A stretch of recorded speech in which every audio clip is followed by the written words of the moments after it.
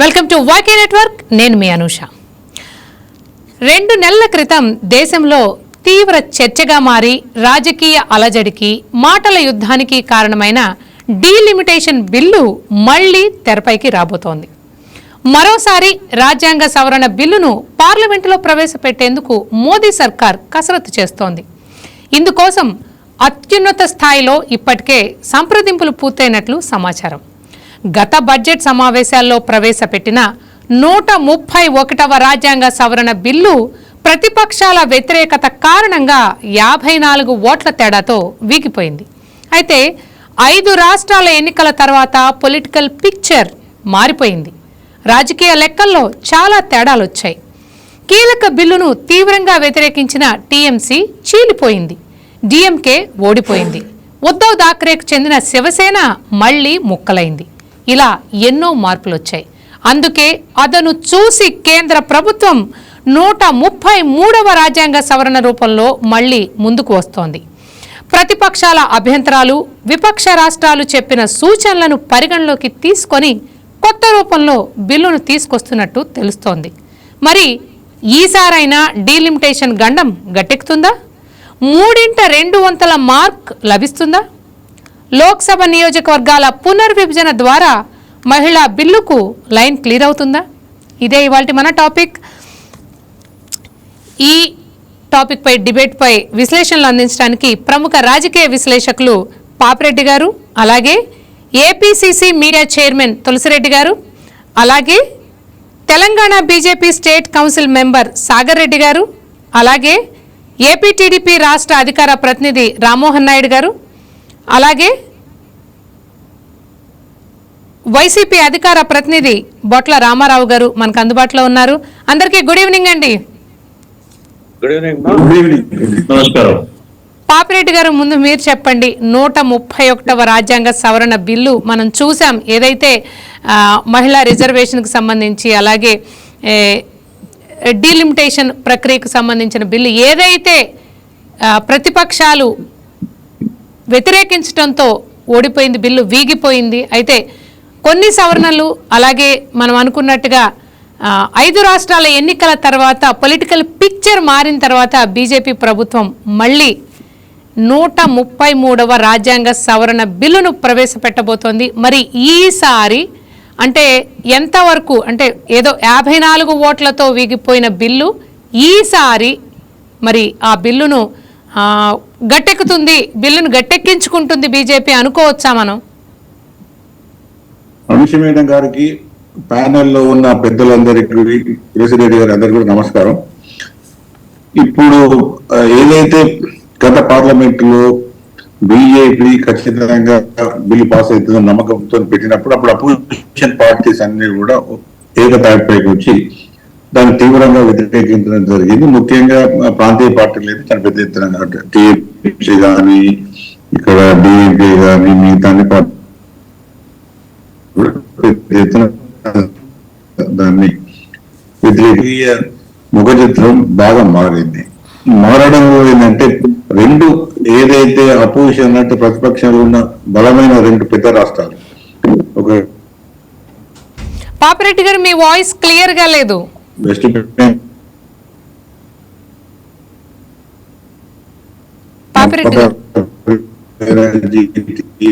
పాపిరెడ్డి గారు మీ voice clear గా లేదు. కొంచెం సిగ్నల్స్ ఉన్న ప్లేస్ లోకి వెళ్తారా? సార్ పాపిరెడ్డి గారు, మళ్ళీ మీరు మాట్లాడదురు కానీ ఈ లోపు నేను తులసిరెడ్డి గారి విశ్లేషణ తీసుకుంటాను. తులసిరెడ్డి గారు మీరు చెప్పండి. మనం చూసాం 131వ రాజ్యాంగ సవరణ బిల్లుకి ప్రతిపక్షాలు ఊరికే దానికి అభ్యంతరం తెలపలేదు, వాళ్లకు కారణాలు ఉన్నాయి. అందులో మనం చూసాం కాంగ్రెస్ కూడా క్లియర్గా కొన్ని కారణాలు చెప్పి అభ్యంతరాలు తెలియజేసింది. అంటే ఈ టోటల్ పిక్చర్ని ఎలా చూడొచ్చు? మళ్ళీ అలాగే వ్యతిరేకత వ్యక్తమవుతుంది పార్లమెంట్లో అని మీరు అనుకుంటున్నారా? ఈసారి ఏదైతే మేము ప్రతిపక్షాలకు ఏదైతే అభ్యంతరాలు లేవనెత్తారో వాళ్ళకి సమాధాన పరుస్తామని ఇండైరెక్ట్గా బీజేపీ ఆల్రెడీ చెప్తుంది. అందుకు తగ్గ మార్పులు చేశానని కూడా బీజేపీ నుంచి మనకి వార్తలు వస్తున్నాయి. అంటే నిజంగా ఇది ప్రతిపక్షాలు కూడా అంగీకరించే విధంగా ఉంటుంది అని మీరు అనుకుంటున్నారా? మీ విశ్లేషణ ఏంటి? అనుకుంటున్నామ్మా, యాక్చువల్గా అప్పుడు కూడా ఇప్పుడు మహిళా రిజర్వేషన్ బిల్లు గురించి ఎవరికి అభ్యంతరం లేదు. ఆల్రెడీ ఇంతమంది గతంలోనే పాస్ చేశారు, దాంట్లో పెద్ద ఇబ్బంది ఏం లేదు. దానికి డీలిమిటేషన్ తో కలపడంతో వచ్చింది. ఆ డీలిమిటేషన్ లో కూడా ఆ 2011 జనాభా లెక్కలు అనేది కాకుండా అప్పుడే గన 50% అన్ని రాష్ట్రాలకు గంపగుత్తగా అనింటే అది అప్పుడే అయిపోయింది. అది బిల్లులో ఆ పదం వాడింటే సరిపోయింది. అది బిల్లులో అది రిటర్న్ గా లాస్ట్ మూమెంట్ లో ఓరల్గా చెప్పారు. అందువల్ల లేకుంటే అప్పుడే కానీ బిల్లులు ఉంటే కానీ అప్పుడే అయిపోయింది. కాబట్టి బహుశా నేను ఈసారి ఆ విధంగా చేయొచ్చు అనుకుంటాను. కాబట్టి ఇబ్బంది ఏమి ఉండదని నా అభిప్రాయం. ఓకే సార్, అలాగే కొన్ని ఆర్టికల్స్ లో మార్పులు వస్తాయి అని కూడా చెప్తున్నారు. ఆర్టికల్ 55, 81, 82, 170, 330, 332, 334A అంటే ఇది ఎలాంటి సవరణలు సూచిస్తుందని మీరు అనుకుంటున్నారు? ఎలాంటి మార్పులు ఉంటాయి అనుకుంటున్నారు? ఇప్పుడు టూటర్స్ రావాలన్నప్పుడు ఇక్కడ వచ్చేసి ఒకటి మహిళా రిజర్వేషన్ సంబంధించి కొన్ని సవరణలు ఉంటాయి. తర్వాత డీలిమిటేషన్ కు సంబంధించి ఇక్కడ ఒక కమిషన్ ఏర్పాటు చేయాలా. ఇక్కడ సంఖ్య సరిహద్దు 2 ఉన్నాయి. డీలిమిటేషన్ లో 2 అవును, సంఖ్య మారకుండా సరిహద్దులు మార్చొచ్చు. ఇప్పుడు 2008లో 2002 నుండి 2008 వరకు సంఖ్య మారలే, సరిహద్దులు మారినాయి. కానీ అంతకుముందు మనకు 1952లో సంఖ్య మారింది. 1952లో వచ్చేసి 489 నుంచి 494 5 పెంచారు. ఫస్ట్ టైం పెంచినప్పుడు 1952లో 5 పెంచారు. 1963లో 494 నుండి 522కు 28 పెంచారు. 1973లో 522 నుండి 543 పెంచారు, 21 పెంచారు. మళ్ళా 1973 నుంచి 2026 వరకు 2 సార్లు 25 ఏళ్ళు ఫ్రీజ్ చేశారు. ఒకసారి ఇందిరాగాంధీ గారు, వాజ్పేయి గారి పీరియడ్ లో. కాబట్టి ఇక్కడ మనము ఇప్పుడు 50% పెంచుతా ఉంటున్నారు. 50% పెంచడం అంటే దాదాపు 273 సీట్లు పెంచుతారు. కాబట్టి ఇప్పుడు పార్లమెంట్ లో అయిపోతుంది. కానీ నా అభిప్రాయం ప్రకారంగా దీన్ని సరిహద్దులు ఖచ్చితంగా మారాలి. ఎందుకంటే కొన్ని నియోజకవర్గాల్లో అర్బన్ ఏరియాస్ లో ఓటర్స్ పాపులేషన్ ఎక్కువగా ఉంటుంది, కొన్ని చోట్ల ఆ స్థాయిలో పెరిగినది. కాబట్టి సరిహద్దుల మార్పు అవసరం. కానీ సంఖ్య జనాభా పెరిగింది కదా అనే యాంగిల్లో మాట్లాడచ్చు. కానీ నేను కూడా రాజ్యసభ మెంబర్ గా 6 ఏళ్ళు ఉన్నాను. రాజ్యసభలో 245 మెంబర్స్, వాళ్ళకే సగం మందికి 5 ఏళ్లలో 6 ఏళ్లలో ఒక్కసారి అవకాశం అనే పరిస్థితి ఉంటుంది. ఇంకా లోక్సభలో 543 మెంబర్స్, నాకు తెలిసి 50% మెంబర్స్ కు 5 ఏళ్లలో ఒక్కసారి కూడా మాట్లాడే అవకాశం రాదు. అలాంటిది ఇంకా 50% పెంచితే అంటే 273, 816, మాక్సిమం 850 వరకు 50% ఏమో పాలవుతాయి.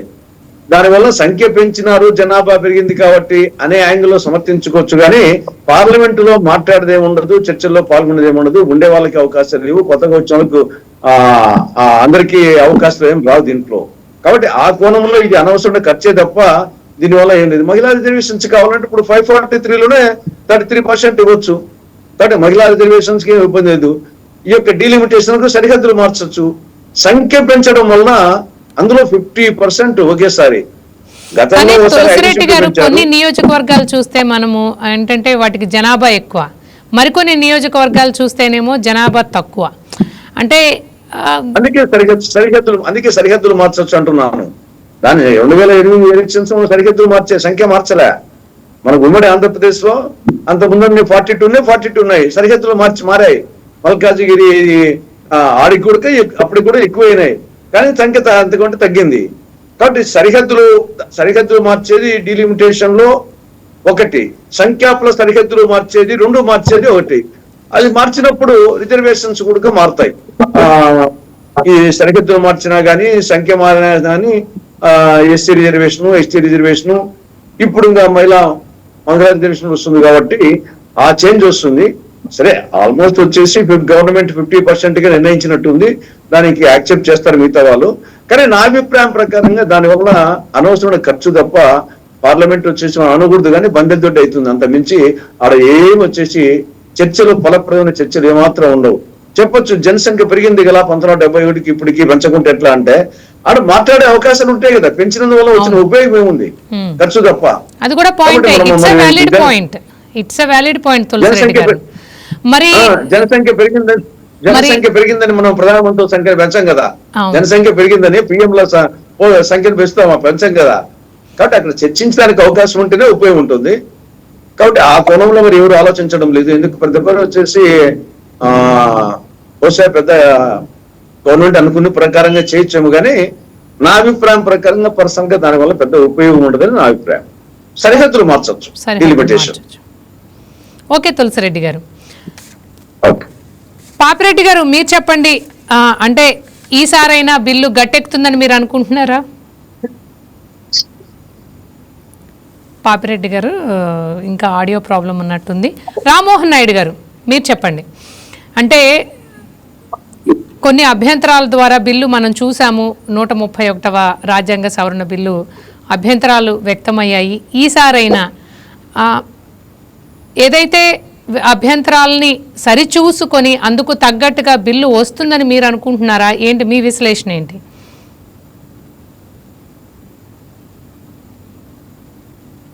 రామ్మోహన్ నాయుడు గారికి కూడా ఆడియో ప్రాబ్లం ఉన్నట్టుంది. రామారావు గారు సార్, గుడ్ ఈవినింగ్ అండి. ఏం సార్, ఏంటి బిల్లు పరిస్థితి ఏంటి? ఈసారన్న 33వ రాజ్యాంగ సవరణ బిల్లు పరిస్థితి ఏంటి? మరి 5 రాష్ట్రాల ఎన్నికల తర్వాత మనం చూసాం, పొలిటికల్ పిక్చర్ చాలా మారింది. ఈసారి ఖచ్చితంగా పాస్ అవుతుంది అనే నమ్మకం మీకుందా? ఖచ్చితంగా మేమైతే డీలిమిటేషన్ బిల్లు పాస్ కావాలని మేమైతే ఆకాంక్షిస్తున్నాం, స్వాగతిస్తున్నాం కూడా. ఎందుకంటే ఈ డీలిమిటేషన్ ప్రక్రియ అనేది మనకి ప్రధానంగా ఏదైతే కొత్తగా ఏర్పడినటువంటి రాష్ట్రాలు తెలంగాణ, ఆంధ్రప్రదేశ్ కి రీఆర్గనైజేషన్ యాక్ట్ లో కూడా అసెంబ్లీ సంఖ్య పెంచుకోవాల్సినటువంటి ఆవశ్యకత గురించి వచ్చినటువంటి దరిమిల ఇప్పుడు ఓవరాల్ గా నేషనల్ వైడ్ గా కనుక డీలిమిటేషన్ జరిగి పార్లమెంట్ స్థానాలు పెరగడం, దాని పరిధిలో పునర్వ్యవస్థీకరణ జరగడం వల్ల నూతనమైనటువంటి ఒక పరిపాలనా విధానం వస్తుంది. అట్లాగే బౌండరీస్ కానీ అన్ని కూడా ఫిక్సేషన్ ఏదైతే శాస్త్రీయంగా జరిగేటటువంటి ప్రక్రియ ఏదైతే మనం పీరియాడికల్ గా జరిగేటటువంటి మార్పుని మనం ఆస్వాదించడానికి అవకాశం ఉన్నటువంటి అంశం అయితే ఈ యొక్క రాజ్యాంగ సవరణ అనేటువంటి అంశంలో గతంలో పెట్టినటువంటి బిల్లులో మహిళా బిల్లు అనేటువంటిది ఆల్రెడీ పాస్ అయిన బిల్లుని ఉద్దేశపూర్వకంగా తీసుకురావడం అది సమంజసం కాదు అనేటువంటి అంశం అయితేనేమి, అలాగే కొన్ని బీసీ వర్గాలు కూడా మహిళా బిల్లులో కూడా సపోర్ట్ ఏదైతే బీసీ మహిళలు, ఓబీసీ మహిళల కోసం సపరేట్ గా రిజర్వేషన్ కల్పించాలనేటువంటి డిమాండ్ కూడా ఈ యొక్క సభలో తీసుకుంటారు. కానీ వాళ్ళు మహిళా బిల్లు ఆల్రెడీ పాస్ అయినటువంటి బిల్లుని వల్ల దేనికి వల్ల ప్రవేశపెడుతున్నారు అనేది ఒక హాస్యాస్పదంగా చెప్పుకున్నటువంటి వ్యవహారం ఉంది. అట్లాగే ఇప్పుడు రాజ్యాంగ సవరణ చేయడం ద్వారా డీలిమిటేషన్ ప్రక్రియలో మనకి దక్షిణాది రాష్ట్రాలకు. కానీ రామారావు గారు, ఇందులో హాస్యాస్పదం ఏముంది? ఎందుకంటే ఎప్పుడో 34 వరకు 2034 వరకు ఎందుకు వెయిట్ చేయాలి రిజర్వేషన్ బిల్లు కోసం? మనము ఇప్పుడే ఎందుకు ఇది చేయకూడదు? అవును మేడం, ఇక్కడ విషయం ఏంటంటే అందరికి తెలిసింది ఏంటంటే పోలీసులు దాదాపు 50% దేశవ్యాప్తంగా. మరి ఆ ప్రాతినిధ్యం పార్లమెంట్ లో చట్టసభలు ఎక్కడా కూడా కనిపించడం లేదని ఇది మనకి శాస్త్రీయంగా ఈ రోజు మొత్తం డిజిటలైజేషన్ అన్ని విషయాలు అందరికి తెలుసు. ఏ వర్గాలకి ప్రజాస్వామ్య మూల సూత్రం అన్ని వర్గాలకు సమాన అవకాశాలు కల్పించాలనేటువంటిది ఆ యొక్క రాజ్యాంగం చెప్తున్నా.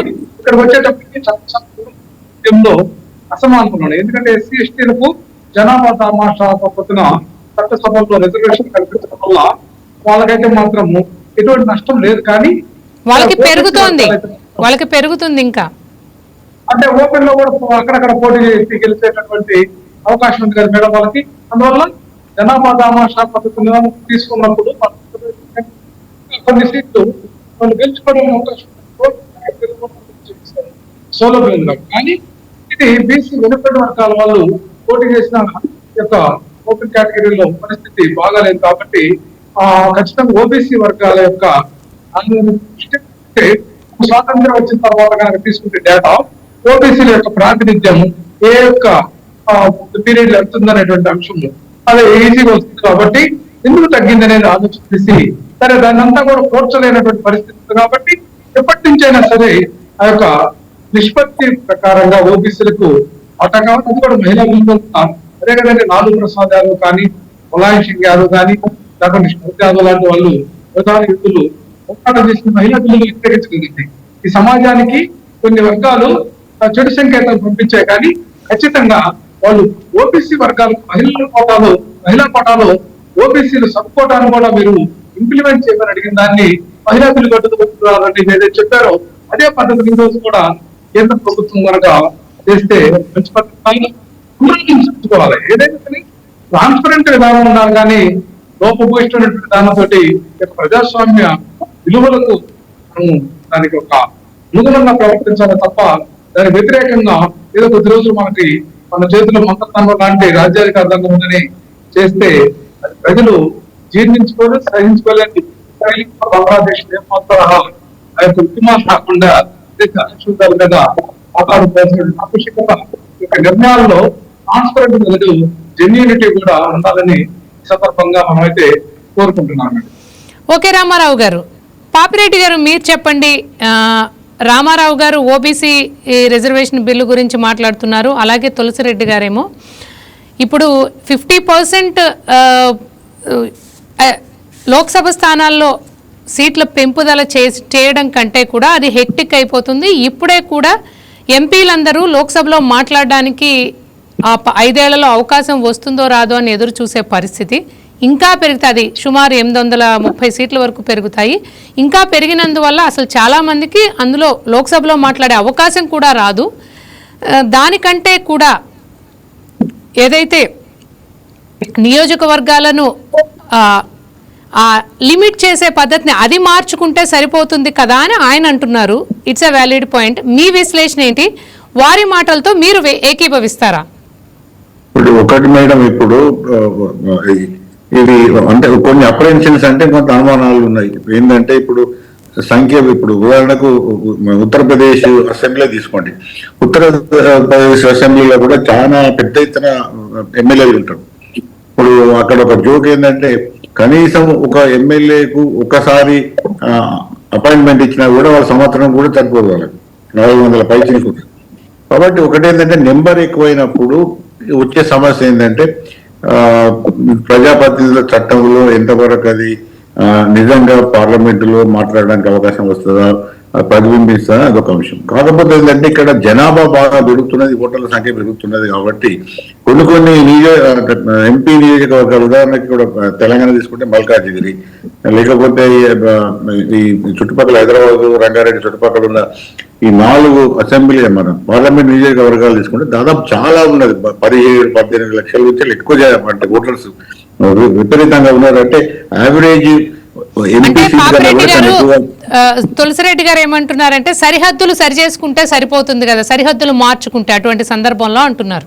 అది ఒకటి ఏంటంటే ఇప్పుడు ఇప్పుడు ఉదాహరణకు ఆంధ్రప్రదేశ్ లో 25 సీట్లు ఉన్నాయి, తెలంగాణలో 17 సీట్లు ఉన్నాయి. ఆ 17 సీట్లలో కూడా ఓటర్ల దామాష ప్రకారం నియోజకవర్గాలు పునర్విభజించవచ్చు. అదొక పరిష్కారం. ఎందుకంటే ఇప్పుడు జనాభా ఎక్కువ ఉన్న దగ్గర కొంత వాటిని విభజించి జనాభా తక్కువ ఉన్న వాళ్ళకి కలిపి కొంత బ్యాలెన్స్ చేయడం అనేది ఒక విషయం.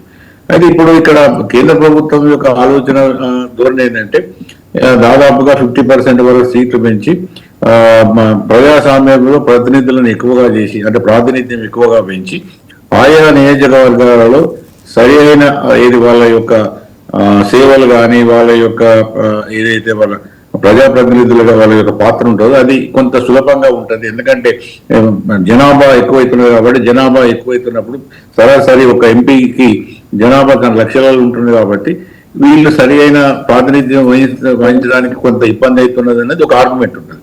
అయితే ఇవన్నీ కూడా సమస్యలే ఉన్నాయి.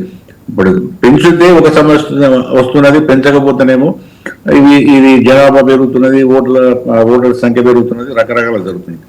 కాబట్టి ఒకటేంటంటే ఇప్పుడు నేను అనుకుంటా ఇవి మనం ఏం మాట్లాడుకున్నా కూడా కేంద్ర ప్రభుత్వం యొక్క లెక్కలు అంచనాల ప్రకారం వాళ్ళు ఏమనుకుంటున్నారంటే ఏదో విధంగా డీలిమిటేషన్ బిల్లును ఈ వచ్చే పార్లమెంట్ లో వాళ్ళు పెట్టి దాన్ని పాస్ చేయడానికి ప్రయత్నం చేస్తున్నారు. ఎందుకంటే ఇప్పుడు వాళ్ళకు అనుకోకుండా ఈ 5 రాష్ట్రాల ఎన్నికలలో వాళ్ళకు కొంత అనుకూలమైన పరిస్థితులు ఏర్పడ్డాయి, ప్రతిపక్షాలు కొంత బలహీనపడ్డాయి. కాబట్టి ఏదో విధంగా వాళ్ళు ఈ బిల్లును పాస్ చేయడానికి వాళ్ళు అనుకున్న ఏదైతే లక్ష్యం ఉన్నదో ఆ లక్ష్యాన్ని సాధించడానికి వాళ్ళు బీజేపీ తీవ్రంగా ప్రయత్నిస్తున్నది. కాబట్టి ఈసారి మరి దాన్ని ఈ ఉమ్మడి ప్రతిపక్షాలు ఇంక్లూడింగ్ కాంగ్రెస్ ఒక ముఖ్యమైన ప్రతిపక్షం కాబట్టి ఏ లెవెల్లో దాన్ని తట్టుకుంటారు అనేది కష్టం. ఎందుకంటే ఇప్పుడున్న నెంబర్ గేమ్ లో రాజ్యసభలో కూడా బీజేపీకి దాదాపుగా 2/3 మెజార్టీ రావడం జరిగింది.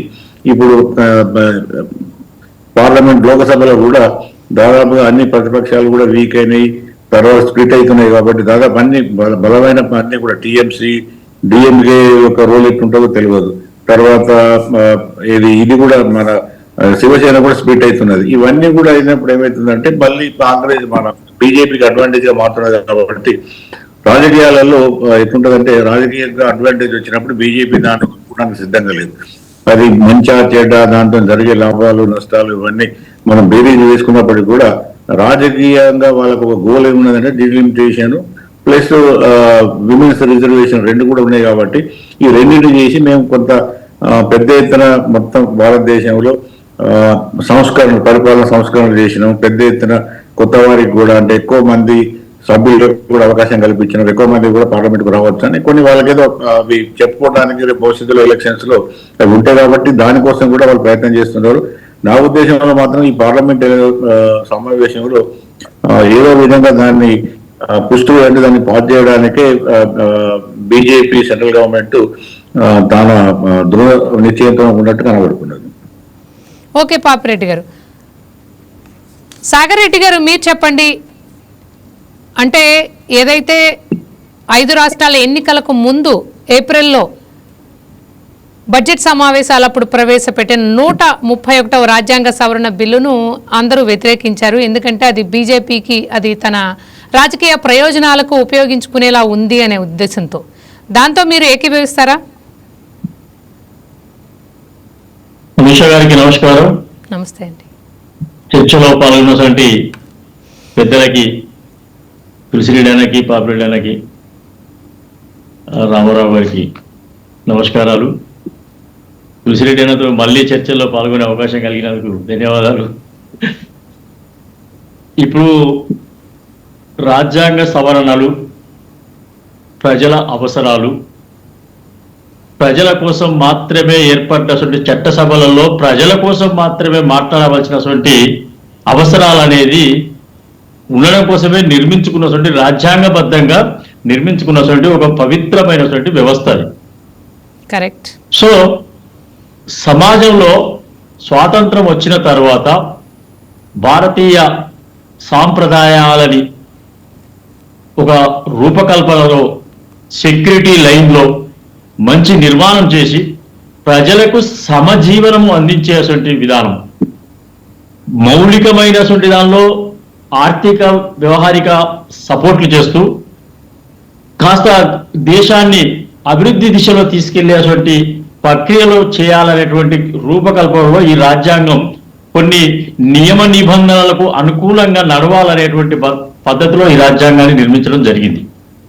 కానీ దురదృష్టవశాత్తు నేను ఏ పార్టీని విమర్శించట్లేదు, ఏ నాయకుడిని విమర్శించట్లేదు.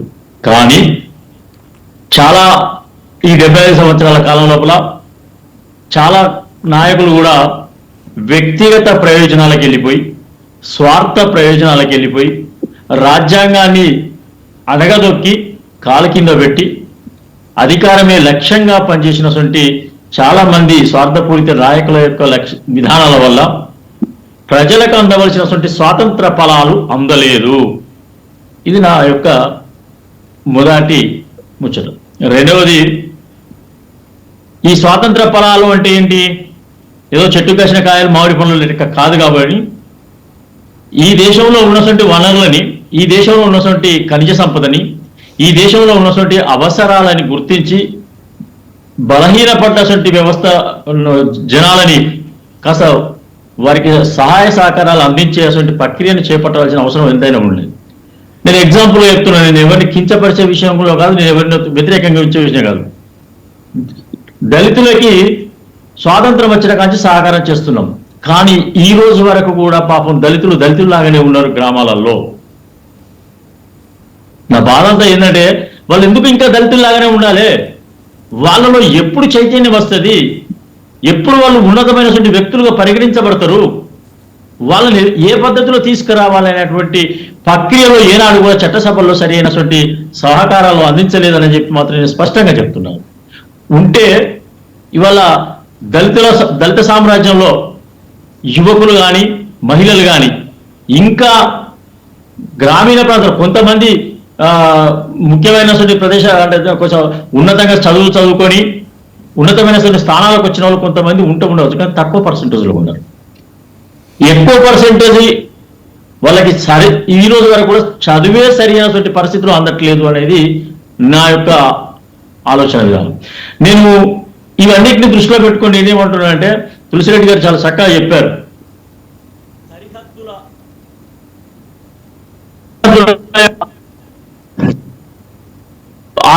దాన్ని బట్టి ఈ యొక్క పార్లమెంట్ యొక్క నియోజకవర్గాన్ని నిర్మాణం చేయాలి అనేది వారి యొక్క ఆలోచన. దాన్ని నేను ఒప్పుకుంటున్నాను. కానీ గతంలో కొన్నిసార్లు సరిహద్దులను దృష్టిలో పెట్టుకొని వాళ్ళ రాజ్యాధికారం అంటే ఎవరైతే ఆ ప్రాంతంలో ఉన్నటువంటి నాయకుడి యొక్క ప్రాబల్యం ఉన్నటువంటి దాన్ని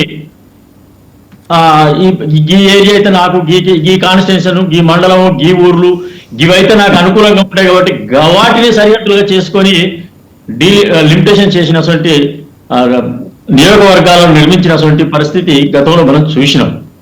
దాన్ని బేరీజ్ చేసుకొని ఈ రాబో కాలం లోపల మహిళలకి ప్రాధాన్యత ఉండాలి, యువకులకి మంచి జరగాలి. సాగర్ రెడ్డి గారు ఏదైతే వాళ్ళకు అనుకూలంగా మార్చుకున్నారు అన్నదానికి, లేకపోతే ఈ రోజు చేస్తున్న సీట్ల పెంపుకు సంబంధం ఉన్నప్పటికీ అందుకోసం ఇలా చేయడం పద్ధతి కాదు కదా. ప్రజల సౌలభ్యం కోసం, ప్రజా సౌలభ్యం కోసం ఇవాళ మండలాలను ఎంచుకున్నాం. ప్రజలకు ఉపయోగపడేటువంటి ఆ యొక్క పనితీరు 20 కిలోమీటర్లు మండల పని కోసం ఒక రైతు ఒక వ్యక్తి పోయే కన్నా దాన్ని ఒక 10 కిలోమీటర్లకు 12 కిలోమీటర్లకు తీసుకొచ్చి ఆ మండల వ్యవస్థను నిర్మాణం చేస్తే అది ప్రజలకు సౌలభ్యంగా ఉంటుంది అనేటువంటి ప్రక్రియను గతం లోపల చేయడం జరిగింది. తెలుగుదేశం హయాంలో జరిగింది, కాంగ్రెస్ అప్పుడు కూడా కొంతమందికి కొన్ని మండలాలు ఇవ్వడం కూడా జరిగింది. సో నేను ఎందుకు అంటున్నాను ఆ మాట అంటే, అదే బేసిక్లో ఇవాళ సామాన్యునికి పార్లమెంటుతో, అసెంబ్లీ నియోజకవర్గంతో పని ఉండదు. సామాన్యుడికి పని ఉండేటువంటిది మండల వ్యవస్థతో ఉంటుంది. ఆ మండల వ్యవస్థలో వీళ్ళందరి ఎమ్మెల్యే కానీ ఎంపీ కానీ కనుసన్నల్లో ఉన్నటువంటి ఏదైతే ప్రభుత్వ ఆఫీసులు కానీ ప్రభుత్వ పనులు కానీ ప్రజలకు అందించేటువంటి దానిలో సరైనటువంటి, ఇప్పుడు తులసిరెడ్డి గారు ఒక మాట అన్నారు, సరిహద్దుల ప్రారంగా ఉంటే బాగుంటుంది కానీ జనాభాను కనుక తీసుకున్నట్టయితే ఎట్లా దాని అవసరం లేదు అనేటువంటిది. అంటే నేనేమంటున్నానంటే, తులసిరెడ్డి గారికి వ్యతిరేకంగా మాట్లాడే సాహసం నేను చేయట్లేదు. కానీ ఈ యొక్క పార్లమెంటు పరిధిలో ఓటర్ల సంఖ్య, పాపులేషన్ సంఖ్య ఎక్కువ ఉండడం మూలంగా ఒక పార్లమెంటు ఎంపీ ఆయనే సరైనటువంటి విజిటింగ్ అనేది చేయలేకపోవడం కూడా జరుగుతుంది. కాబట్టి కాస్త డీలిమిటేషన్ ద్వారా కొన్ని పార్లమెంటు స్థానాలు ఎక్కువ అయితే వారికి తిరిగే అవకాశాలు కూడా ఉంటాయని చెప్పి నా అభిప్రాయంగా చెప్తున్నాను. తులసిరెడ్డి గారికి పెద్దలు పాల్గొన్న పెద్దలకి అభిప్రాయంగా మాత్రమే చెప్తున్నాను. ప్రజల వద్దకి పోయేటువంటి నాయకుడిని, ప్రజా సమస్యల పట్ల అవగాహన చేసుకునేటువంటి నాయకులకి అవకాశం కల్పించినటువంటి పద్ధతిలో ఇవాళ 133వ సవరణ బిల్లు ప్రకారంగా డీలిమిటేషన్లో సంఖ్యను పెంచి ఇచ్చి అందులో అన్ని రకాల తెగలకి మహిళలతో పాటు అన్ని రకాల వాళ్ళకి కూడా సౌకర్యం కల్పించాలనేటువంటి సదుద్దేశంతో మాత్రమే ఇవాళ భారత ప్రభుత్వం పనిచేస్తున్నదని చెప్పి నేను విశ్వసిస్తున్నాను.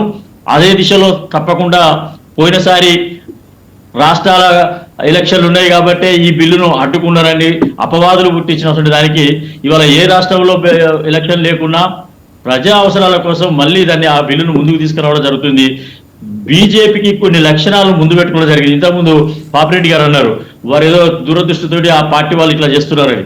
ఎస్, 100% రాబో 2040 వరకు ఈ యొక్క భారతదేశాన్ని ఉన్నతమైనటువంటి స్థానానికి తీసుకుపోవాలని కొన్ని ఆలోచనల ప్రకారంగా మాకున్నటువంటి ఏదైతే కానీ సాగర్ రెడ్డి గారు చేయాలనేటువంటి- మీరు చెప్పింది అంతా నేను అంగీకరిస్తున్నాను. అయితే 2023లో ఓకే అయిన మహిళా రిజర్వేషన్ బిల్లును 34 వరకు మరి అప్పుడు అందరూ ఆమోదం తెలిపారు. కానీ అప్పుడు రాని ముందుకు తీసుకురావాలి, ముందే ప్రవేశపెట్టాలి అని ఇన్ని సంవత్సరాలు రాని ఆలోచన బీజేపీకి ఇప్పుడే ఎందుకు వచ్చింది? ప్రయోజనం ఉంది కాబట్టి వచ్చింది అనేది విపక్షాలు చెప్తున్న ఆరోపణ. మహిళా బిల్లుని ఎవరు ఆబ్జెక్షన్ లేకుండా అది ప్రవేశపెట్టడం జరిగింది, అది ఆమోదించడం కూడా జరిగింది అనేది కూడా తులసిరెడ్డి గారు చెప్పింది కూడా నిజమే. అయితే డీలిమిటేషన్ ప్రక్రియ ఎందుకు చేయాల్సి వచ్చిందంటే దానికి ఆ టైంలో ఆ బిల్లును ప్రవేశపెట్టినటువంటి సమయం లోపల డీలిమిటేషన్ చేసే అటువంటి వ్యవస్థ లేదు. కాబట్టి 2026 తర్వాత మాత్రమే ఈ డీలిమిటేషన్ సిస్టమ్ ఉంది. కాబట్టి మహిళలకు కూడా ఆ 33%తో పాటుగా ఇంకా సంఖ్యమించే అవకాశాలు ఉంటాయి. కాబట్టి దాన్ని దృష్టిలో పెట్టుకొని మాత్రమే డీలిమిటేషన్ అయిన తర్వాత ఈ రెండింటిని కలిపి చేస్తే రేపు 33% వాళ్ళకిస్తూ మిగతా వాళ్ళందరినీ కూడా సరిసమానమైనటువంటి న్యాయమైనటువంటి పద్ధతిలో వాళ్ళకి అవకాశం కల్పించే విధానంగా ఉంటుందనేటువంటి ఉద్దేశంతో మాత్రమే ఈ యొక్క డీలిమిటేషన్ 2026 దాకా ఆగడం జరిగింది. అంతే తప్ప అందులో ఏదో అది పాస్ అయిన దాన్ని ఎందుకు సక్సెస్ చేయలేదు అనేటువంటి వ్యతిరేక విధానాల కోసం ఎప్పుడు కూడా బీజేపీ ఆలోచించలేదు. రాబో 26 తర్వాత ఈ యొక్క మహిళా బిల్లును కలుపుకొని, మహిళా బిల్లు పాస్ అయింది కాబట్టి దాన్ని బేసిక్ గా చేసుకొని విభజన చట్టాలు ఈ జనాభా ప్రాతిపదికన కూడా ఈ యొక్క జనాభా లెక్కల ప్రక్రియ కూడా ఈ మధ్యనే జరిగింది. కాబట్టి ఈ లెక్కలన్నిటిని తీసుకొని 10 సంవత్సరాలకు ఒకసారి జరగవలసినటువంటి జనాభా లెక్కలను ఇప్పటివరకు కూడా సరైన పద్ధతులు ఎప్పుడు కూడా సరిగ్గా చేయలేదు. అవన్నిటిని గతం తప్పు అని చెప్పి నేను అనట్లేదు. రకరకాలుగా ప్రాబ్లమ్స్ ఉంటూ ఉండవచ్చు, పార్టీలకు ఉండవచ్చు, ప్రజలకు ఉండవచ్చు, లేదా మన అధికారంలో ఉన్నటువంటి పార్టీలకు రకరకాల ఇబ్బందులు ఉండవచ్చు కాక. కానీ సరి అయినటువంటి లెక్కలు కూడా ఇప్పుడు కూడా జనాభా లెక్కలను సరైన పద్ధతిలో ఎప్పుడు తీయలేదు. కాబట్టి ఈసారి పక్కగా తీసి ఆ ప్రక్రియ ద్వారా ఈ బిల్లును ప్రవేశపెట్టి ఈ బిల్లు తప్పకుండా ఈసారి పాస్ అవుతుంది అన్నటువంటి దృఢ విశ్వాసంతో మేము ఉన్నాం. ఓకే సాగర్ రెడ్డి గారు. తులసిరెడ్డి గారు మీరు చెప్పండి. సాగర్ రెడ్డి గారు చెప్తున్నారు కదా, ఇంతవరకు ఎప్పుడు కూడా జనాభా లెక్కల ప్రక్రియ సవ్యంగా సాగలేదు అని అంటున్నారు ఆయన. అలాగే ఎంపీ సీట్లు కూడా పెరగాల్సిన అవసరం ఉంది, ఎందుకంటే పార్లమెంట్ పరిధిలో జనాభా ఎక్కువ ఉంది కాబట్టి కొత్తగా పెరగడం వల్ల తక్కువ సంఖ్యకు ఎక్కువ వాళ్ళు ప్రజల సమస్యలను తీర్చే అవకాశం ఉంటుందని ఆయన చెప్తున్నారు. మీరు ఏకీభవిస్తున్నారా? అంటే ఆల్మోస్ట్ జరిగిపోతుంది అనుకుంటామా, 50% అనుకున్నారు కాబట్టి అయిపోతుంది. కానీ నా అభిప్రాయం వరకు నేను ఎందుకంటే రాజ్యసభలో చూశాను 6 ఏళ్ళు, ఆ రాజ్యసభలో ఉండేది సంఖ్య 245, ఇక్కడ 543. 245కే చాలా మందికి మాకు అవకాశాలు వచ్చేట్టు కాదు, చాలా మందికి 6 ఏళ్లలో. ఈడ 5 ఏళ్ళే సంఖ్య దానికంటే డబ్బులు. కాబట్టి ఇప్పుడు దాని 816, 850 పెంచితే జనాభా పరంగా ఎక్కువ మంది ఉన్నారనుకున్న సాటిస్ఫై అవుతుంది. కానీ ఆడ మాట్లాడేది ఏముండదు. మనకు మన వ్యవస్థలో వచ్చేసి ఒక ఓటరు ఒక గ్రామీణ voter ward member, sarpanch, MPTC, ZPTC, MLA, MP 6 ఓట్లు వేస్తాడు. కాబట్టి మన ప్రజెంట్ సిస్టమ్ లో ఈవెన్ ఒక ward member, sarpanch, MPTC, ZPTC వీళ్ళు కూడా ప్రజాప్రతినిధులే చాలా అందుబాటులో ఉన్నారు. మనకి కేవలం వచ్చేసి ఒక్క సిస్టమే ఎంపీ వాళ్ళే ఉంది, ఎమ్మెల్యే లేరు, మిగతా సిస్టమ్ లేకుంటే అనుకోవచ్చు. లోకల్ బాడీస్ ఉన్నాయి, ఎమ్మెల్యేస్ ఉన్నారు, ఎంపీస్ ఉన్నారు. బట్ ఎంపీస్, ఎమ్మెల్యేస్ ప్రధాన ఉద్దేశం ఏమి? వాళ్ళు మంచి చట్టాలు చేసే దానికోసం, ఆర్గ్యుమెంట్ కోసం. అది ఈ లోకల్ బాడీస్ వచ్చేసి ప్రజలకు అందుబాటులో ఉండి సేవ చేసే దానికోసం. కాబట్టి ఆ కాన్సెప్ట్ వచ్చేసి జనాభాకు తగ్గట్టుగా ఎంపీలు ఉండాలి అనే కాన్సెప్ట్ వచ్చేసి అది కరెక్ట్ కాదేమని చెప్పేసి నా అభిప్రాయం. ఎందుకంటే ఆ విధంగా అనుకుంటే అమెరికాలో 1913లో ఎంత సంఖ్య ఉందో ఇప్పుడు అంతే సంఖ్య ఉంది. 1913లో ఎంత అమెరికాలో దిగుసభలో ఉన్నారో ఇప్పుడు అంతే సంఖ్య ఉంది. కాబట్టి సరే ఆల్రెడీ ప్రభుత్వం ఒక డెసిషన్కి వచ్చినట్టుంది, కానీ జనరల్ అభిప్రాయం చెప్తున్నాను, పెంచాల్సిన అవసరం లేకుండా 543లోనే మహిళా రిజర్వేషన్స్ కు చేస్తే అది మహిళా రిజర్వేషన్ ఉన్నట్టు ఉంటుంది. ఈడ సరిహద్దులు మారిస్తే 543 ఈ యొక్క సంఖ్య వీటిని సరిహద్దులు మారిస్తే సరిపోతుంది. ఇప్పుడు మనము డిలిమిటేషన్ పార్షియల్ గా చేసినట్టు ఉంటుంది, మహిళా రిజర్వేషన్ చేసినట్టు ఉంటుంది. మనము ప్రభుత్వం ప్రజల మీద అదనపు ఖర్చు లేకుండా చేసినట్టు ఉంటుంది, చేయొచ్చు. కానీ ఇప్పుడు గవర్నమెంట్ వచ్చేసి 50% డెసిషన్ తీసుకున్నది కాబట్టి అది కూడా అయిపోతుంది. నాకు తెలిసి ఒక ఈ మహిళా రిజర్వేషన్స్ మీద ఎస్పీ అటువంటి పార్టీలు మళ్ళా కొంత ఈ యొక్క ఓబీసీ రిజర్వేషన్స్ అనేది ఏమన్నా కొంచెం అనొచ్చునేమో. కానీ నాకు తెలిసి ఇప్పుడు జనరల్ గా బీసీ రిజర్వేషన్ లేకుండా మహిళలకి ఎట్లా వస్తుంది? వచ్చే అవకాశం లేదు. ఇప్పుడు వస్తే బీసీ రిజర్వేషన్స్ మొత్తం ఇస్తే వాళ్ళు హారిజాంటల్ రిజర్వేషన్ 33% వస్తాయి. అంటే మహిళా రిజర్వేషన్ 33% అది వర్టికల్ రిజర్వేషన్ కాదు, ఇది హారిజాంటల్ రిజర్వేషన్. ఎస్సీలో 33%, ఎస్టీలో 30%, జనరల్ గా ఓసీలో 33%. కాబట్టి ఓబీసీకి మహిళల్లోనే 33% అంటే స్పెషల్ గా నిశ్చితానికి నాకు ఆస్కారం లేదేమో అనిపిస్తుంది. కాబట్టి ఓవరాల్ గా బీసీలో కూడా రిజర్వేషన్ ఇవ్వండి, దాంట్లో మళ్ళీ మహిళలకు ఉంటే అర్థం ఉంది. కానీ ఓన్లీ ఓబీసీ మహిళా రిజర్వేషన్స్ పెట్టాలంటే సాధ్యం కాదని నా అభిప్రాయం. అది ఎందుకంటే అది హారిజాంటల్ రిజర్వేషన్, అది వర్టికల్ రిజర్వేషన్ కాదు. కాబట్టి అది కొంత మరి ఎస్పీ వాళ్ళు వచ్చేసి గతంలో రైజ్ చేశారు, అది మరి ఎంతవరకు సాధ్యమో నాకు అర్థం కాదు. ఇప్పుడు ఇంకా వచ్చేసి సోదరులు ఆ పాయింట్ చెప్పారు, కానీ నాకు అది నేను కన్విన్స్ కాలేకున్నా ఏ విధంగా అవుతుంది అనేది. ఇక మీరు చెప్పినట్టు కమిషన్, డిలిమిటేషన్ కమిషన్ వేస్తారు. దీంట్లో గతంలో కొన్ని చోట్ల కొన్ని మండల్స్ కొన్ని అడ్జస్ట్మెంట్ చేసుకునేది కొంచెం ఉండింటుంది, కానీ అది జనరల్ గా ఉండదు. కొన్ని చోట్ల వాళ్ళకి అనుకూలంగానే ప్రయత్నాలు చేస్తా ఉండొచ్చు. కానీ అది మనకు వాళ్ళు చేసుకున్నంత మాత్రాన ఓటర్స్ వచ్చేసి ఎప్పుడు మన పక్కనే ఉంటారు అనుకోవాల్సిన అవసరం లే. ఆ విధంగా పార్టీలు ప్రభుత్వాలే మారవ లేకుంటే ఇప్పుడు కొన్ని నియోజకవర్గాలు వచ్చేసి చాలా స్ట్రాంగ్ హోల్డ్ అనుకుంటాం. అలాంటిది ఇప్పుడు ధర్మవరం ఉంది, ధర్మవరం వెంకటరామరెడ్డి చాలా స్ట్రాంగ్ హోల్డ్ అనుకున్నారు. ఏమైంది వచ్చేసి ఆ ప్రాంతానికి సంబంధం లేనటువంటి సత్యకుమార్ వచ్చేసి గెలిచాడు, ఎమ్మెల్యే మంత్రి అయిపోయినాడు, మన ఆయన సంబంధం లేదు. కాబట్టి అంటే వేవ్ వచ్చినప్పుడు ఈ యొక్క కంచుకోటలు, గించుకోటలు, మట్టి కోటలు అన్ని కరిగిపోతాయి. వేవ్ వచ్చినప్పుడు ఏ పార్టీ ఏ అభ్యర్థులు నిలబడరు. కాబట్టి ఆ విధంగా కొన్ని చేయొచ్చు, కానీ దానివల్ల పెద్దగా ప్రయోజనం ఉండదు. ఇది ఓవరాల్ గా వచ్చేసి నా అభిప్రాయ ప్రకారం అయితే మహిళా రిజర్వేషన్ చేయాలి, 543 చేయాలి. తర్వాత వచ్చేసి దాంట్లో సరిహద్దులు మార్చాలి. లేదు గవర్నమెంట్ అనుకున్నట్టుగా 50% గంప గుర్తుగా చేస్తుంది. కాబట్టి బహుశా పెద్ద పార్టీల నుండి వ్యతిరేకత రాకపోవచ్చు. మధ్యలో వాళ్ళు వచ్చేసి కొంత ఓబీసీ మహిళా రిజర్వేషన్ అనొచ్చు, కానీ అది ఫైనల్ వరకు ఉండరు, అడ్జస్ట్ అయిపోతారు. ఇప్పుడు మారిన నేపథ్యం, ఈ యొక్క 5 రాష్ట్ర ఎన్నికల తర్వాత మారిన నేపథ్యం కూడా కొంత ప్రభావితం చూస్తుంది.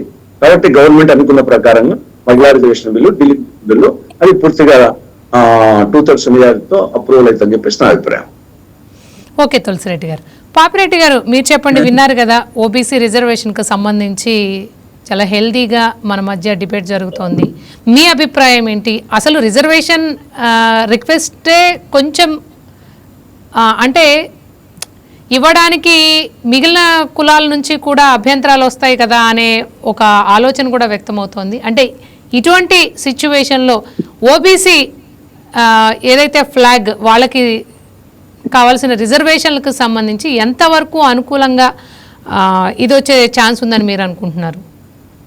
మేడం తులసిరెడ్డి గారు కరెక్ట్ గా చెప్పారు, అలా ఏమీ అనుమానం లేదు. ఎందుకంటే ఇంతవరకు కూడా బీసీ రిజర్వేషన్ కేవలం లోకల్ బాడీ ఎలక్షన్స్ మాత్రమే వచ్చింది. అది పంచాయతీరాజ్ కావచ్చు, లేకపోతే మున్సిపాలిటీస్ కావచ్చు. కానీ చట్టసభలైన శాసనసభలు కానీ లోకసభలో కానీ బీసీకి రిజర్వేషన్ ఇప్పటి వరకు లేదు.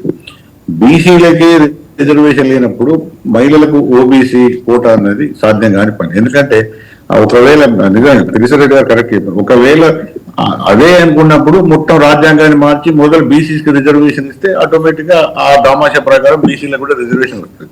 కానీ ఇప్పుడు ఉన్న పరిస్థితులలో రాజకీయ పార్టీలు కానీ, ముఖ్యంగా కేంద్ర ప్రభుత్వం కానీ ఈ ఓబీసీ రిజర్వేషన్ కానీ బీసీ రిజర్వేషన్ కానీ చేసే ఏది ఆ సంకల్పం కానీ ఆ అభిప్రాయం కానీ వాళ్ళకు ఉన్నట్టు కనబడదు. కాబట్టి ఎస్పీ పార్టీ కానీ మిగతా పార్టీలు ఒకవేళ ఆ ఓబీసీకి అనుకూలంగా ఉన్న పార్టీలు ఏం మాట్లాడినా కూడా పార్లమెంట్ లో పెద్దగా దాని యొక్క ప్రభావం ఉండదు, బిల్లుని ఆపే శక్తి కూడా వాళ్ళకు లేదు. కాబట్టి నా ఉద్దేశంలో బిల్లు ఖచ్చితంగా కోటా అంటూ ఉండదు, ఉండే అవకాశాలు లేవు. ఎందుకు లేవు అంటే అక్కడ రాజ్యాంగంలో బీసీలకి రిజర్వేషన్ లేదు. ఇంతవరకు ఓన్లీ ఎస్సీ ఎస్టీలకే చట్టసభలో ముఖ్యంగా అసెంబ్లీ పార్లమెంట్ లో ఉన్నది. కాబట్టి దాన్ని ఒకవేళ అన్ని పార్టీలు కలిసి పెద్ద ఎత్తున అనుకొని అది మామూలు ప్రక్రియ కాదు. బీసీలకు చట్టసభలో చాలా రోజుల నుంచి నడుస్తున్నది, ఒక ఇష్యూగా నడుస్తున్నది. దాని మీద ఆందోళన జరుగుతున్నది. చట్టసభలో కూడా బీసీలకు కూడా ప్రత్యేక రిజర్వేషన్ కావాలని కూడా నడుస్తుంది కదా, ఇంతవరకు కూడా అది రాలేదు, ఎక్కడ కూడా రాలేదు. కాబట్టి ఇప్పుడు ఈ బిల్లుకు మాత్రం బీసీలకు సంబంధం లేకుండానే కేవలం వాళ్ళు నాకు తెలిసిన ప్రకారం ఏంటంటే కేంద్ర ప్రభుత్వం 2 అంశాలు, ఒక డిలిమిటేషన్ తోని సీట్లను పెంచడం అనేది ఒక ప్రక్రియగా పెట్టుకున్నారు. రెండోది దాంతో పాటుగా మహిళా రిజర్వేషన్ బిల్లు కూడా పెట్టడం, అంటే రెండు కూడా పాస్ చేసి మేము కొంత మిగతా అంటే వాళ్ళకన్నా కూడా మేము కొంత సంస్కరణలు చేసినాం, కొంత రిప్రజెంటేషన్ ఎక్కువ చేసినాం, పెంచినాం అని చెప్పుకోవడానికి వాళ్ళకి అవకాశం ఉంటుంది. దాదాపుగా అనుకుంటే వాళ్ళు ఆ లెవెల్లోనే వాళ్ళు దాన్ని పూర్తిగా నిర్ణయించుకున్నారు. ఆ నిర్ణయం ప్రకారం ఈ పార్లమెంట్ లో కూడా వాళ్ళు బిల్లు ప్రవేశపెట్టి ఈసారి పోయినసారి జరిగిన పొరపాటును వాళ్ళు ఇప్పుడు సమీక్షించుకున్నారు. కాబట్టి ఈసారి బిల్లు ఓడిపోయే అవకాశాలు పెద్దగా లేవు. కాబట్టి మనం ఇక్కడ ఏం మాట్లాడుకున్నా, మన విజువల్ థింకింగ్ ఏదున్నా కూడా ఈ 2 విషయాలకే ఇప్పుడు ఈ బిల్లు కన్ఫైన్ అవుతుంది. ఒకటేమో సీట్ల సంఖ్య పెరుగుతుంది, అది 800 పైచీలకు అవుతుంది. రెండవది ఆ దామాష ప్రకారం మహిళలకు కూడా పెరుగుతుంది. మహిళలకు పెరగడం వల్ల కూడా ఓబీసీలకు పెరిగే అవకాశం ఎంత మాత్రం లేదు. అయితే పాపిరెడ్డి గారు ఓకే, మొత్తానికి గట్టెక్కే ఛాన్సెస్ శుభసూచకం కనబడుతోంది. ఒకవేళ బిల్లు పాస్ అయితే నిజంగా అందరూ అనుకున్నట్టుగా మహిళల ప్రాతినిధ్యం పెరుగుతుందా?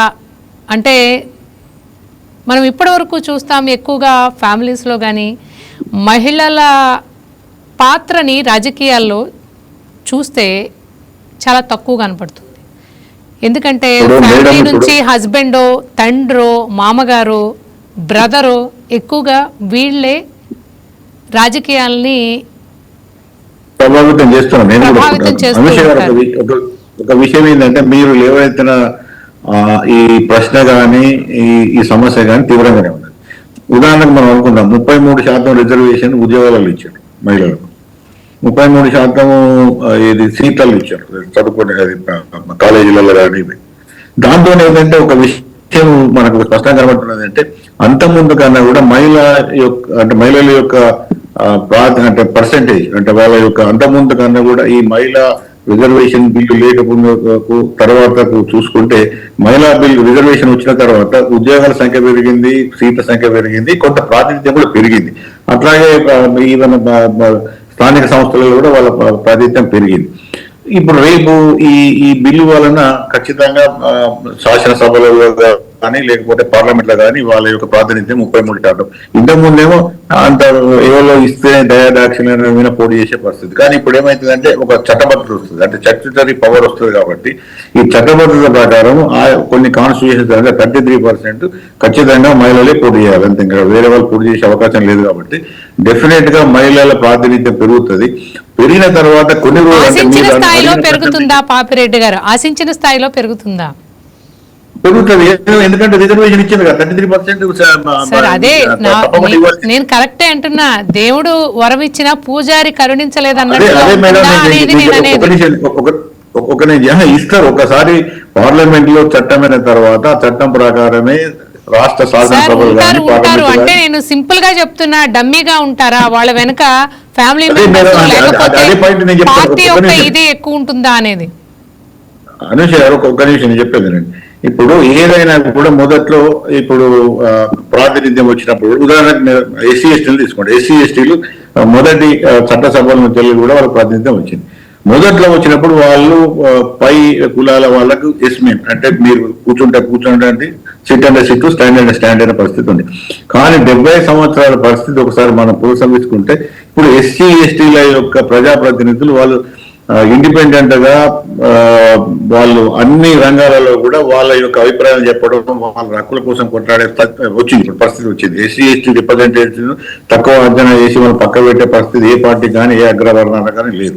అట్లాగే ఉమెన్ రిజర్వేషన్ పెట్టినప్పుడు నేను ఆప్టిమిస్ట్ చెప్పాను. ఉమెన్ రిజర్వేషన్ పెట్టినప్పుడు మొదట్లో ఒక 2-3 ఎన్నికలలో అంటే వాళ్ళు ఉన్నప్పటికీ కూడా ప్రభావం తక్కువగా ఉన్నప్పటికీ కూడా కొన్ని సంవత్సరాలు అంటే కొన్ని ఎన్నికల తర్వాతనైనా కూడా తప్పకుండా మహిళలు కూడా తమ స్థానాన్ని బలపరుచుకుంటారు. దాన్ని అసెర్షన్ అంటారు, అంటే అసెర్షన్ అంటే వాళ్ళ పొజిషన్ వాళ్ళు తప్పకుండా నిలబెట్టుకుంటారు. కాబట్టి ఇప్పుడు ఈ ఉన్న పరిస్థితుల నుంచి భిన్నమైన పరిస్థితులు వస్తాయి. ఎందుకంటే వాళ్ళకు కూడా ఒక విధమైన బలం వస్తుంది కాబట్టి వాళ్ళ అభిప్రాయాలు కానీ తీసుకోవాల్సి వస్తుంది. ఇంకా ఏంటంటే ఎడ్యుకేటెడ్ అంత పెరుగుతున్నది కాబట్టి భర్తల యొక్క ప్రభావం అంటే మీరు అనే పాయింట్ నాకు అర్థం, నేను క్లియర్ చెప్తున్నా. భర్తలు కానీ తండ్రులు కానీ మిగతా ఏదైతే మెయిల్ అంటే ఈ మగవాళ్ళ ఆధిపత్యం కానీ క్రమేపీ తగ్గే అవకాశం ఉంటుంది కాబట్టి తప్పకుండా మహిళా బిల్లు రిజర్వేషన్ రావాలి. భవిష్యత్తులో వాళ్ళు తప్పకుండా కూడా కొంత మారే అవకాశం ఉంటుంది కాబట్టి అది ఒక మంచి నిర్ణయం. మహిళలు కూడా చట్టసభలకు రావడము, ఒక సాధారణ అంటే విమెన్ ఎంపవర్మెంట్ అంటారు, ఆ ఎంపవర్మెంట్ రావడము, దాంతో కొంత వాళ్ళ సమస్యలు కానీ మిగతా సమస్యలను కానీ విజయవంతంగా వాళ్ళు అక్కడ చెప్పడానికి కానీ వాళ్ళకి అనుకూలమైన చట్టాలు చేయడానికి కానీ కొంత అవకాశం ఉంటుంది కాబట్టి తప్పకుండా నేనైతే ఈ విమెన్ బిల్ అయితే రిజర్వేషన్ అయితే నేను మనస్ఫూర్తిగా సపోర్ట్ చేస్తున్నా. భవిష్యత్తులో రావడంలో కొంత లేట్ అయినా కూడా తప్పకుండా భవిష్యత్తులో వాళ్ళు కూడా వాళ్ళ స్థానాన్ని వాళ్ళు భద్రపరుచుకుంటారు, వాళ్ళు వాళ్ళ స్థానాన్ని నిలబెట్టుకుంటారు. ఓకే పాపిరెడ్డి. రామారావు గారు మీరు చెప్పండి, అంటే నిజంగానే ఈసారి 133వ రాజ్యాంగ సవరణ బిల్లు ద్వారా మహిళా రిజర్వేషన్ బిల్లు అమలవుతుందనే అనుకుందాము, గట్టెక్కుతుందనే అనుకుందాము బిల్లు పాస్ అయిన తర్వాత. ఇక్కడ ఏదైతే రిజర్వేషన్ అమలు విషయంలో నిజంగా మహిళలకి అంటే ఫ్రీడమ్ ఇచ్చి స్వతంత్రంగా నిర్ణయాలు తీసుకునే పరిస్థితులు ఉంటాయని మీరు అనుకుంటున్నారా? లేకపోతే మనం చూస్తాం ఇప్పుడు రాజకీయాల్లో మహిళల పరిస్థితి రాజకీయాల్లో ఎలా ఉందో మనం చూస్తూనే ఉన్నాం. ఆ పరిస్థితి మారి నిజంగా స్వతంత్ర నిర్ణయాలకి పెద్దపీట వేస్తారా అనేది నా ప్రశ్న. మా పార్టీ పరంగా వైఎస్ఆర్ పార్టీ పరంగా నాయకుడు జగన్మోహన్ రెడ్డి గారు మహిళల అంశంలో 50% రిజర్వేషన్ నామినేటెడ్ పదవులు ఇచ్చి ఆంధ్రప్రదేశ్ లో మహిళా సాధికారిత అనేది ఎలా ఉంటుందో చూపించడం జరిగింది. ఇది భారతదేశ వ్యాప్తంగా కూడా చర్చకు వచ్చింది. ఇది ఒక ఆదర్శప్రాయమైనటువంటి మార్గదర్శకంగా నాయకులు చేసినటువంటి విధానం. అదే మేము ఓబీసీలకు కూడా రిజర్వేషన్ కావాల్సిందే చట్టసభలని ప్రైవేట్ బిల్లు కూడా మూవ్ చేయడం జరిగింది. ఆ ప్రైవేట్ బిల్లు వ్యతిరేకించినటువంటి దాంట్లో ఇప్పుడు ఈ యొక్క తెలుగుదేశం పార్టీ కానీ వీళ్ళందరూ కూడా ఉన్నటువంటి సపోర్ట్ చేయనటువంటి పరిస్థితి కూడా ఉంది. నేనేమంటున్నానంటే ఈ మధ్యన లోకేష్ చెప్పాడు, మహిళా బిల్లు ఆమోదం ముందే మేము మహిళలకు అన్ని రంగాల్లో కూడా మేము తగిన ప్రాధాన్యత ఇస్తాం. ఎక్కడిచ్చారు మేడం? నిన్న రాజ్యసభ ఎన్నికల ఉదాహరణ ఆయన మాట్లాడిన తర్వాత వచ్చినటువంటి రాజ్యసభ వల్ల ఖాళీలలో మహిళలకు సంబంధించినటువంటి 33% మోతా ఎందుకు ఇవ్వలేదు? అట్లాగే వీళ్ళు మాటలు చెప్పడమే కానీ వీళ్ళు లేకుంటే సమయానుకూలంగా చెప్పడం కానీ మన దగ్గర ఒక అంశం మాత్రం మాట్లాడాడు. రాహుల్ గాంధీ గారు ఈ యొక్క మహిళా రిజర్వేషన్ అంశం కానీ లేకుంటే ఈ యొక్క ఓబీసీ రిజర్వేషన్ అంశం కానీ మా నాన్నగారు కానీ లేకుంటే మా యొక్క తాతగారు కానీ లేకుంటే ఆయన ముత్తాత కానీ మా యొక్క నాన్నమ్మ కానీ ఎవరైనా సరే అందరూ కూడా ఓబీసీల విషయంలో పట్టించుకోలేదు. నేను గ్రహించాను, మేము మార్చుకుంటున్నాం. ఖచ్చితంగా ఓబీసీల యొక్క చట్ట సభలో రిజర్వేషన్ ను మేము ముందుకు తీసుకొస్తామన్నాక మోడీ అండ్ కంపెనీ ఏదైతే భారతీయ జనతా పార్టీలో కూడా కొంత చలనం వచ్చి ఈ దిశగా అడుగుతున్నటువంటి పరిస్థితులు ఉన్నాయి. ఇది ఖచ్చితంగా ఇది జరగాల్సినటువంటి అంశం, జరిగేటటువంటి అంశం, వాళ్ళకి గత్యంతరం లేనటువంటి అంశం కూడా ఓబీసీలకు రిజర్వేషన్ కూడా ఓబీసీ మహిళలకు సపోర్ట్ కల్పించాల్సినటువంటి దిశగా ఏ పార్టీ అడుగు చేస్తుందో ఆ పార్టీ ముందుకు పడే పరిస్థితి. ఎందుకంటే ఈ యొక్క ఓబీసీ వర్గాల్లో కూడా విద్య ద్వారా కొంత ముందుకు పోతున్నటువంటి అంశం. ప్రత్యేకంగా ఉమ్మడి ఆంధ్రప్రదేశ్ లో తెలుగు రాష్ట్రాలైతే వైఎస్ రాజశేఖర రెడ్డి గారు కల్పించినటువంటి ఫీజు రియంబర్స్మెంట్ విధానం ద్వారా అనేక మంది ప్రయోజకులు ఈ రోజు అవేర్నెస్ పెరిగింది. అదే మా యొక్క జగన్మోహన్ రెడ్డి గారు కూడా ఆంగ్ల విద్య ప్రవేశపెడితే వీటన్నిటిని కూడా మనువాద భావ ఉన్నటువంటి నాయకులు వ్యతిరేకించడం మనం చూస్తా ఉన్నాం. ఆ యొక్క మనువాద భావం ఉన్నటువంటి నాయకులు ఓట్లు గుంజుకొని తర్వాత ఈ వర్గాలకు ఉండి చేసి చూస్తున్నటువంటి విధానం ఇంకా చెల్లదు. అది ఎంతో దూరం లేదని కష్టంగా చెప్పగలం. దీనికి స్ఫూర్తిదాయకమైనటువంటి వ్యక్తి ఈ భారతదేశంలో వైఎస్ జగన్మోహన్ రెడ్డి గారు అని చెప్తున్నాం. అంబేద్కర్, డాక్టర్ బాబాసాహెబ్ అంబేద్కర్, అట్లాగే మహాత్మా జ్యోతిరావు ఫులే సాహు మహారాజు యొక్క ఆలోచన విధానంతో ముందుకు పోతున్నటువంటి పరిణతి చెందిన నాయకుడు జగన్మోహన్ రెడ్డి గారు. ఆయన అడుగుజాడల్లోనే ఎవరైనా సరే నడవాల్సినటువంటి పరిస్థితి ఆవశ్యకత ఉన్నది తెలియజేస్తున్నాం. ఓకే రామారావు గారు. సాగర్ రెడ్డి గారు మీరు చెప్పండి, చాలా క్విక్ గా 30 seconds లో మీరు చెప్పండి.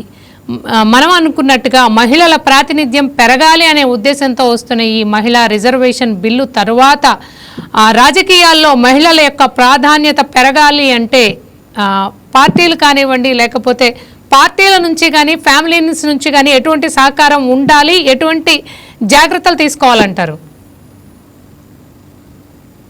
గతంలో ఇప్పుడు ఇంతకుముందు పాపిరెడ్డి గారు అన్నట్టుగా ఒక్కొక్క రిజర్వేషన్స్ ఇచ్చినప్పుడు వారికి సరైనటువంటి రాజ్యాంగం మీద, రాజ్యం మీద, పరిపాలన మీద అవగాహన లేకపోవడం మూలంగా వెనుక ఉండి చేసినటువంటి వారు అన్నట్టుగా ఆ ఊరి పెద్ద మనిషి ఎవరో ఆ దళితులకి కనుక సర్పంచ్ వచ్చినా లేకపోతే ఇంకేది వచ్చినా వెనుక ఉండి నడిపించినటువంటి వాళ్ళు కూడా ఉన్నారు. సర్పంచ్లుగా ఉన్నటువంటి పెద్ద మనుషులు ఉప సర్పంచ్గా ఉండి దళితుల్ని సర్పంచ్గా పెట్టి నడిపించినటువంటి పరిణామాలు కూడా మనం గతంలో చూసినాం. తర్వాత మహిళలకు అధికారం వచ్చినప్పుడు కూడా మహిళలని ముందు పెట్టి భర్తలు వెనుక ఉండి నడిపించినటువంటి వ్యవహారం కూడా చూసినాం.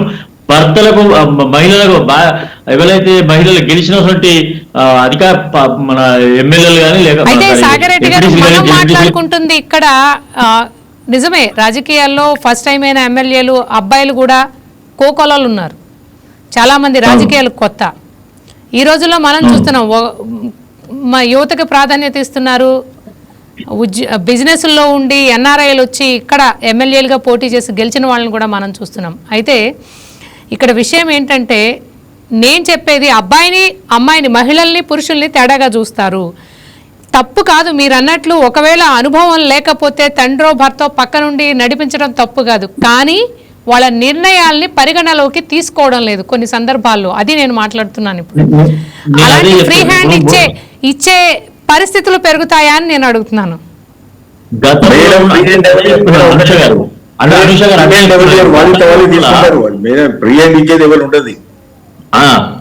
అదే పాపిరెడ్డి గారు అన్నట్టుగా ప్రియారిటీ వల్ల వాళ్ళు కూడా మహిళా పొదుపు సంఘాల ద్వారా కావచ్చు, చైతన్యవంతమైనటువంటి మహిళలుగా ముందుకు వచ్చి వాళ్ళ గ్రామాలలో కానీ అధికారుల ప్రభుత్వ అధికారాలు ఉన్నటువంటి ప్రభుత్వ అధికారులు కానీ ఎవరైనా చైతన్యవంతమై స్వతహాగా ఆలోచించేటువంటి విధానానికి మహిళలు వచ్చారు.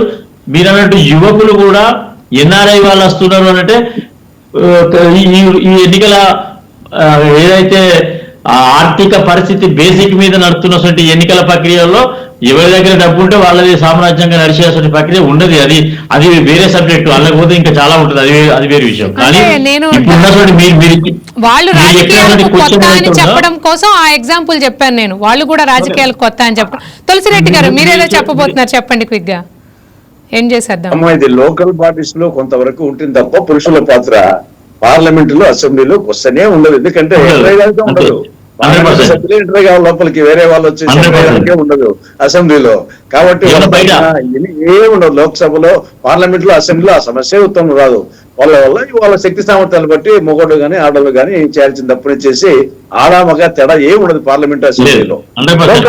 లోకల్ బాడీస్ లో కొంతవరకు అవకాశాలు ఉంటాయి. ఎందుకంటే ఈ లోకి ఎంటర్ అవుతారు, ఈ చిన్నగా ఉంటాయి కాబట్టి ఆడవాళ్ళతో పాటు వాళ్ళ తండ్రులు గాని భర్తలు గాని ఎంటర్ అవుతారు. అక్కడ జరుగుతుంది కానీ అక్కడ సమస్య ఉత్పన్నం కాదు. వాళ్ళ కెపాసిటీ బట్టి సైజ్ అవుతారు అంతే, మొగోళ్ళు కానీ ఆడవాళ్ళు. అలాగే జరుగుతుందని ఆశిస్తున్నాను తులసిరెడ్డి గారు. అలాగే జరగాలని కూడా వేచి చూద్దాం మనం. థ్యాంక్ యూ సో మచ్ అండి. ఈరోజు డిబేట్లో పార్టిసిపేట్ చేసినందుకు పాపిరెడ్డి గారికి, తులసిరెడ్డి గారికి, రామారావు గారికి, అలాగే సాగర్ రెడ్డి గారికి థ్యాంక్ యూ సో మచ్. మరి 133వ రాజ్యాంగ సవరణ బిల్లును లోక్సభ ప్రవేశపెట్టబోతోందని మనకు తెలుస్తోంది. అలాగే ఈ బిల్లు గట్టెక్కాలని, మహిళా రిజర్వేషన్ బిల్లు అమలు కావాలని మనస్ఫూర్తిగా వైకేటీవీ కోరుకుంటోంది. రేపు మరో డిబేట్ అంశంతో మళ్ళీ కలుద్దాం. This is Anusha signing off.